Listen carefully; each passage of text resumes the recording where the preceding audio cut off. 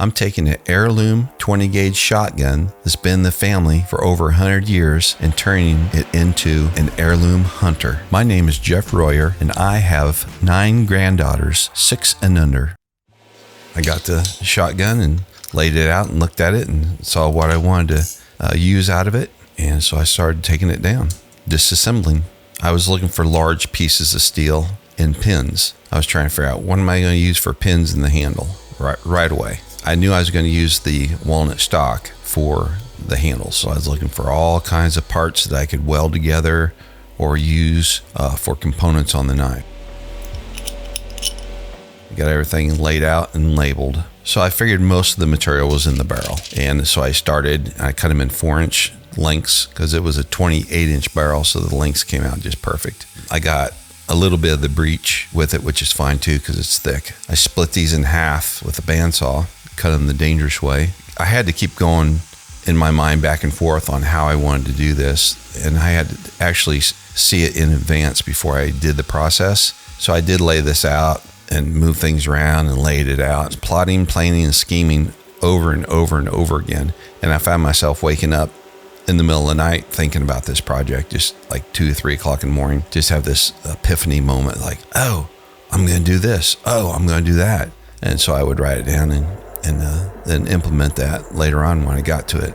We got this cute little benchtop forge, and it worked perfectly for flattening out these barrel pieces. I just heated them up, really isolated the heat, just trying to get these to open up a little bit. I didn't need to be in a hurry with it. I was just taking my time. And this is not a high carbon steel. The barrel is a very flexible, sturdy, strong steel. It's nearly like 4140. A lot of hammers made of 4140.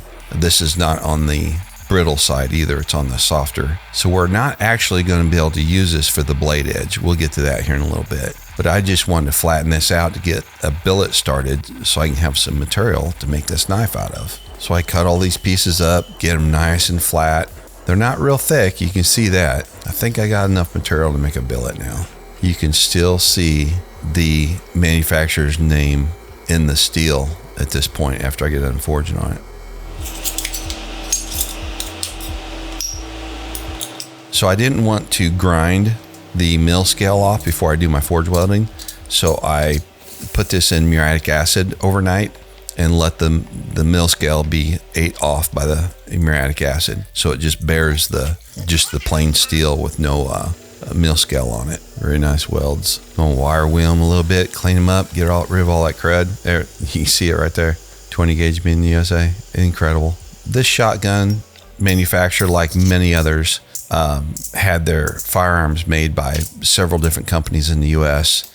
During the 1800s and 1900s. They would subcontract to these particular, if somebody wanted a gun made, if you wanted a gun made and you had to order so many, you just call these guys up, give them your print, and they would manufacture these guns for you. So that's kind of what happened here. I don't know who Bridge Sporting Goods is, but they just wanted a bunch of guns made up. So they called up these manufacturers and sourced it out, and they made them for them and sent them to them to sell. Just a little fun fact.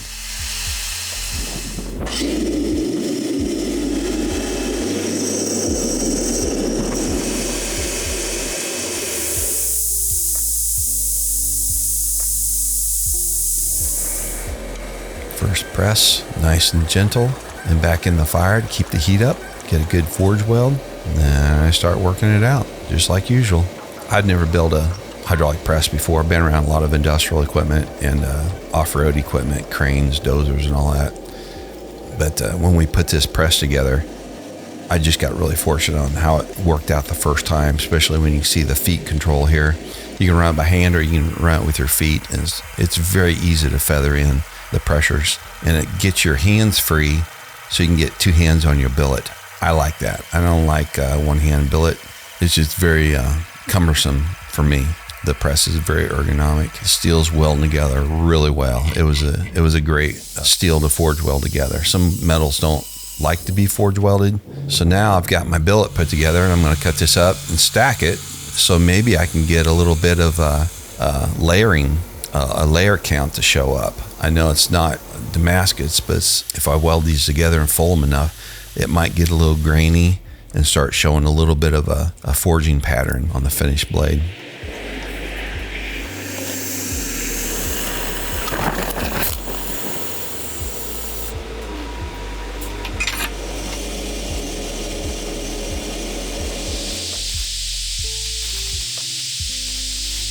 This press operates, it goes about an inch per second.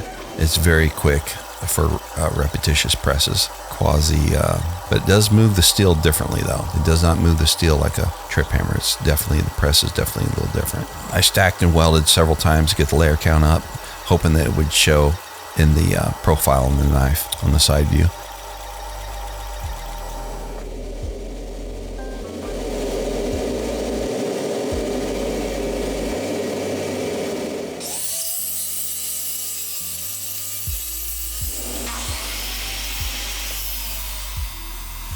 Since the steel is not going to be a good enough carving content for a blade edge, I slipped this thin piece of 1084 in there and hoped that it would weld to this mystery steel, which in fact it did. So this is going to be the blade edge right here, the 1084, which is what I use all the time.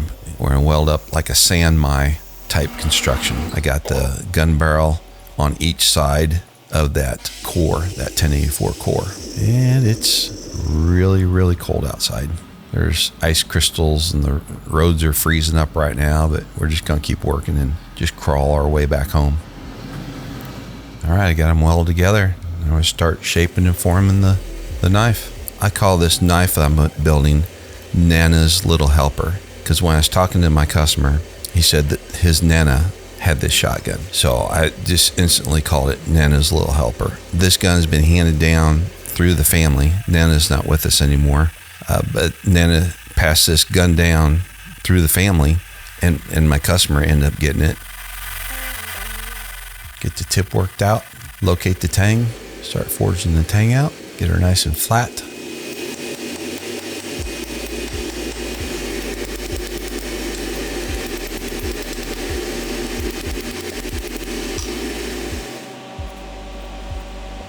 Looks per print. We're going to normalize. I heat it up to 1600, let it cool down under critical temperature, which is right at 800. Put it back in the heat treat oven at 1500 for several minutes. Let it cool back down to just under 800. Then put it back in for the final time at 1400, and it's called normalization. Let it cool down to room temperature after that. And this relaxes the steel after all the crazy stress and just the bad mojo we put on it when we were forging it. This helps the steel relax before we do some of our final heat treating. It kind of makes the steel like a blank slate. It hits the reset on the steel. We'll cut the profile in a little bit. We'll do this several times. We'll do a rough grinding right now of the profile before we heat treat. Just make sure everything looks good. You can see the sparks just getting sucked down that exhaust vent. The heat treating process is hard on steel.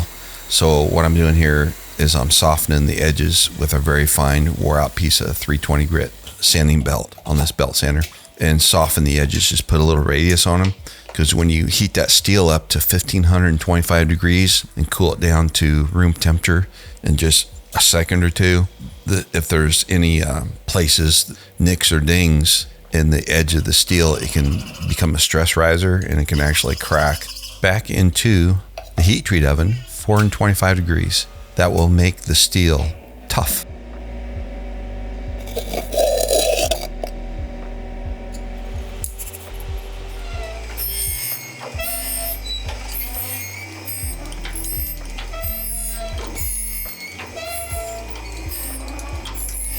We got it heat treated. She came out really looking good. Now we're going to finish up on our profile, start grinding in the blade edge. I did a convex on this. Out there on the blade apex has a convex grind on it, and to make a very nice place to cut, make it very durable on the apex of the blade, that grind like that.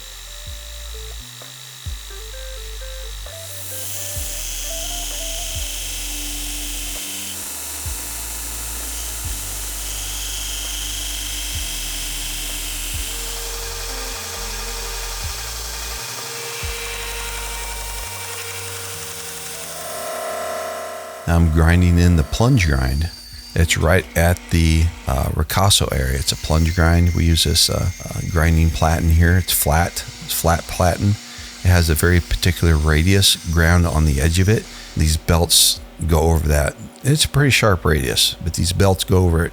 And every once in a while they'll break, just like you saw. The belts aren't designed to do this, but we make them do it anyway. And usually we use belts that are kind of wore out, and sometimes you can hear them when they're about ready to give up the ghost. They'll start barking and talking to you a little bit, and if you check, usually, the seams are starting to break. Now we're going to do the ricasso. We're going to mill a relief in for the bolster to fit at the ricasso. So I step this down about 9 to 12 thousandths of an inch on each side of the blade, and the bolster or the guard will be actually inset into the blade. It'll sit down in the blade several thousandths of an inch. Makes a really, really clean fit up. I have extra material on the tang that needs to be removed, and I taper this down also with a surface grinder. I have a system down where I can taper that tang several thousandths of an inch from one end to the other.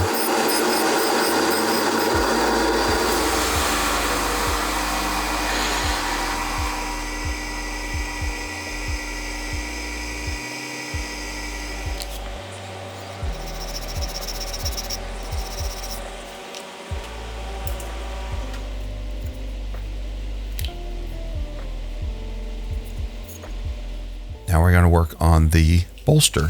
Fun fact about my custom copper alloy, the brass that I use in here is range brass from 22 and 223 spent range brass. And I melt that with some copper.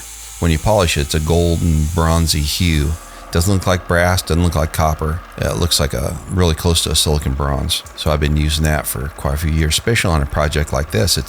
These are made from a shotgun, so how appropriate would it be to use range brass for part of the components? I have a forge and molds that I cast these into. I just make large ingots and cut out what I want. It's easy to over mill these parts, so I just get them roughed in where I think they need to be. Then I'll fine tune it just keep going back and forth till it fits just right. There's no gap there at all. That metal blade actually sits into the bolster just several thousandths of an inch. And I got to remind you here, cutting into this thing just seemed all wrong pretty much all the way through the project. I had to actually get my head squared up with that and just keep going forward because it just seemed messed up, cutting this beautiful shotgun up. But it's what the client requested, and I was really excited to do it.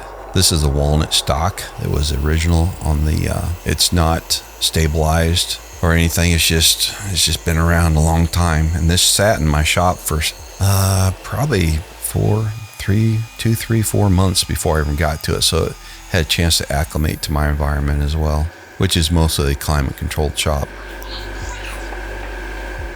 My customer's dad, who is the grandson of Nana, gave us a testimonial of knowing Nana. So we've got to play some of that here, little inserts, his memory of Nana, because I guess she was quite a lady. My granddad was saying, your grandmother could shoot better than you guys. He called her, honey, come here a minute. These boys say there's no way you could shoot. She comes out there and she says, what do you want me to shoot? She takes it, it's a shotgun, and she hits it dead on. And about the time it does, there's some quail that are flying apart, and she went, oh, there's lunch. and all three went boom, boom, boom.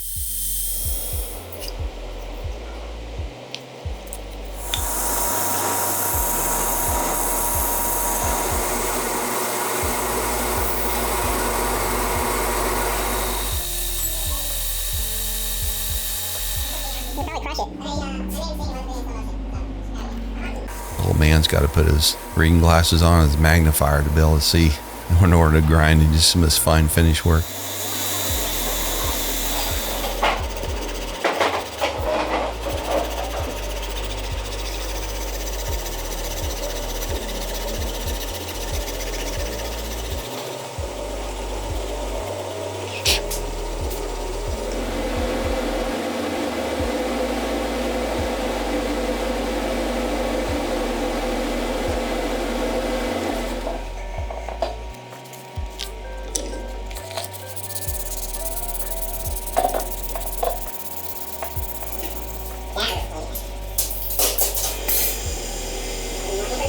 right, here's the finish. It's a true oil. It's a gun stock finish. So how appropriate, it's a gun stock that I'm cutting this out of, and I'm going to put gun oil back on it. And you got to heat this up just a little bit. It doesn't get, I think I had it set 80 degrees or something, 90 degrees, just so it helped flash it off quicker. I put on over 20 coats, and the finish came out really good. We'll see that in a minute. Now they got a lot of the rough work done. You can get kind of rowdy with the knife sometimes when you're putting the handle on. So I don't take my finish grits up on the blade, because then you just got to sand it back out again. So I take them up to 320. So you can get a little rowdy with that. So the blade was at 320 when I fit the handle and did all that in the bolster. So now I get all those things done. I go back to the blade and start bringing my finish up, 1,000, 1,500. I'm picking a pin out of the extra parts. I saved all the pins from the trigger assembly, and I'm going to use them as pins in the handle. Remember, I'm only showing you one knife here, but I'm actually building two. I just didn't want to be redundant on the same thing. I could have got my tang a little higher here, so that hole for the pin would have been a little bit closer to the center. But this tang is really thick. It came out really good. I'm going to insert this brass pin in here, and it's also chamfered on two sides, and that will be a lot easier to drill through later. Instead of drilling through that hard steel, I just got to drill through that brass when I go to put my handle on.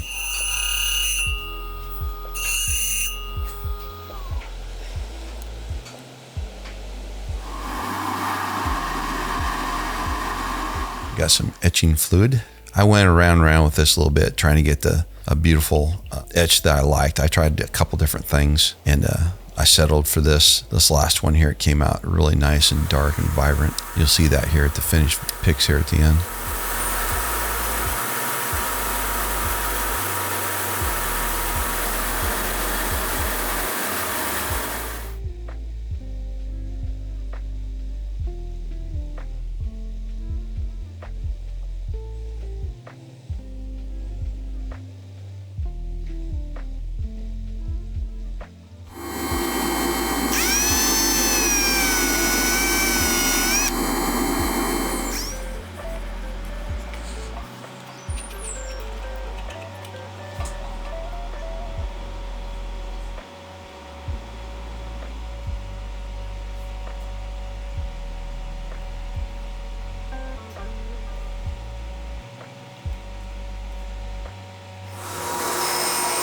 Got the handle glued on. I'm taking it out of the fixture now. You see I put some blue tape at the end of the handle to protect it from getting damaged when it's being pressed into the blade.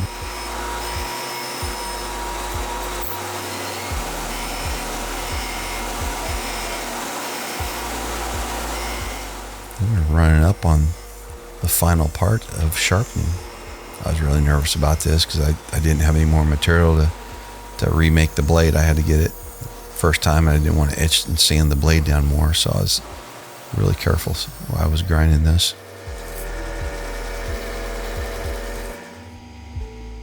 And it came out great. Beautiful etch. I got a patina on the bolster, hot gun blued pin, the original pin that was in the trigger assembly, original stock reshaped into a handle.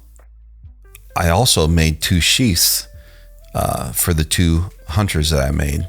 There's a serial number on the barrel, and there's a serial number on the trigger group. So I surgically removed those serial numbers and drilled holes in them. I stitched them to each one of the sheaths that with that serial number, matching serial number on the sheaths. I got a pic here of my customer with his brother displaying their two knives, and he got his knife and he went out and used it. It was most exciting to me to hear that when customers use our knives. It's great that some of them sit up on the shelf and to get admired, but it's also really fun to hear stories about what they did with them and how they used them and how they performed. I mean, the story is just incredible with this family, and I'm so glad I was able to be a part of it and be a part of their history, part of their heritage, and they'll pass these knives down to their kids, and the story will continue.